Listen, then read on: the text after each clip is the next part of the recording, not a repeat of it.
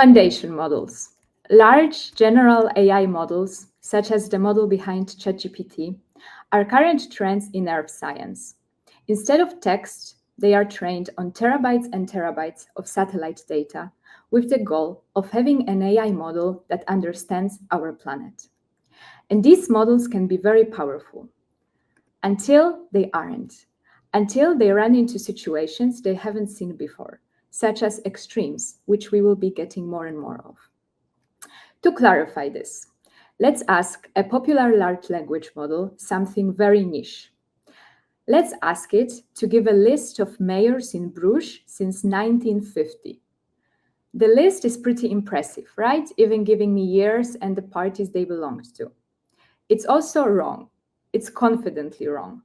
At first glance, this looks like a pretty trustworthy list. It looks like the model is pretty sure.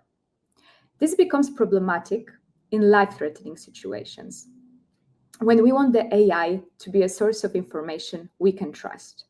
We want AI to say, I don't know, if it doesn't know.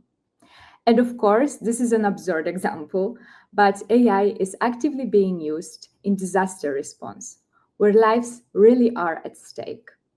For example, you could have a model that detects burn scars, areas affected by wildfires, to help in disaster response. We could have a situation where the model says, this area is fine, there are no burnt regions. But what if the model isn't actually sure? What if there has never been a wildfire in this place for the model to learn from? In that case, we want the model to be transparent. We want the model to say, this should not be an automated decision, a human should have a look at this. We want to trust our models when lives are at stake. So the solution looks pretty simple, right? If the model isn't certain enough, let it say, I don't know. Except, of course, it isn't. Uncertainty is a convoluted concept with many, many moving parts, and picking these apart is quite challenging. Fortunately, we have a great team to tackle this, with experts in uncertainty, Arab observation, software engineering, and foundation models. We believe we have the right expertise to make foundation models say, I don't know. And now Vishal will tell you exactly how we're approaching this challenge. Yeah, so we aim to distinguish between two types of uncertainty. We want to differentiate between not knowing because of the data, because the model hasn't seen it before, or because it's just too hard for the model. Let's start with not knowing because of the data. We want to find out if the model has ever been trained on anything like this before. So let's first start by looking at how the training loop of a foundation model looks like. You have the input data that is fed through an encoder, and this gives us an embedding, which is just a which is just a slightly lower dimensional representation of the image. Then you have a decoder that starts from the embedding and tries to solve whatever downstream task you have. It could be the burned area mapping, for example. The result of this downstream task is then used for training your model. Now we want to find out if during this training procedure, the model has seen anything that looks like the sample that we are trying to predict. We can do this comparison directly with the training data, or we can do it with the embeddings of the training data. Let's start by looking at the raw data. Imagine that each of these images is one of these points. In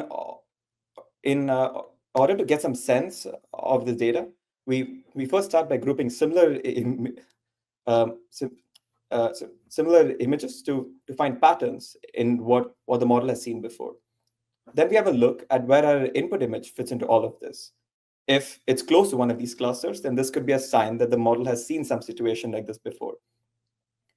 However, our image could be very far away as well. In that case, then this could be an indication that this is uncharted territory and our model has no experience with such a situation before. We do the exact same analysis in the embedding space as well.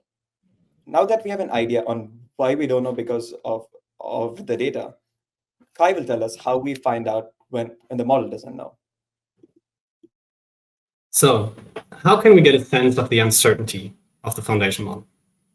We tried out a lot of different approaches, and the one that worked best for us is the technique of ensembles.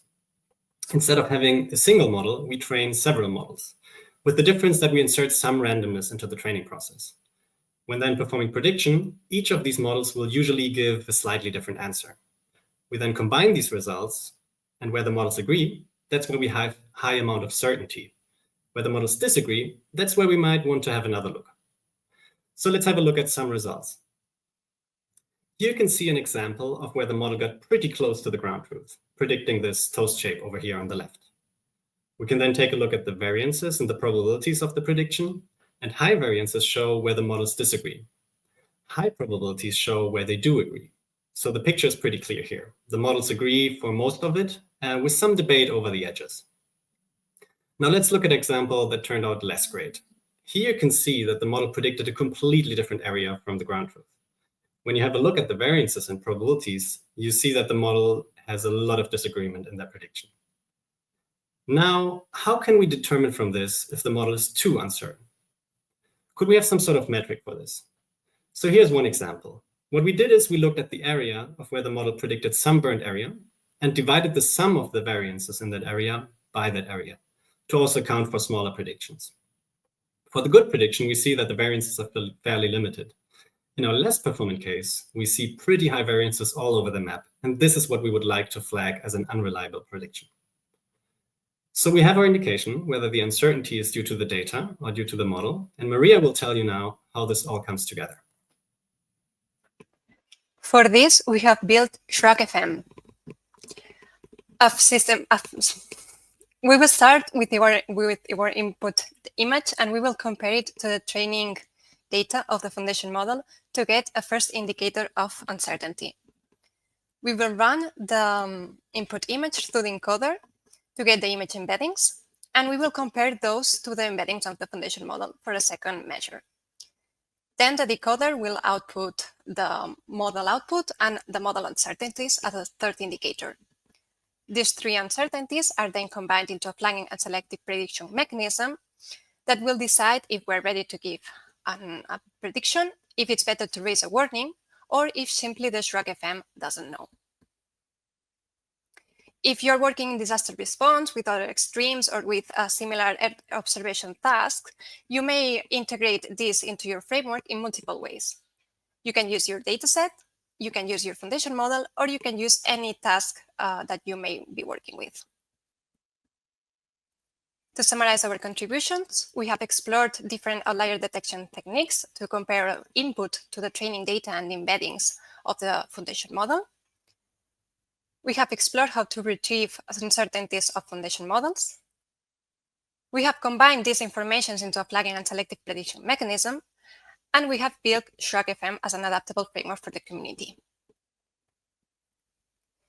If you are curious of how this would work in practice, we have this dashboard prototype that now it's live. We want to trust our models when lives are at stake. So let's work together to make foundation models say, I don't know.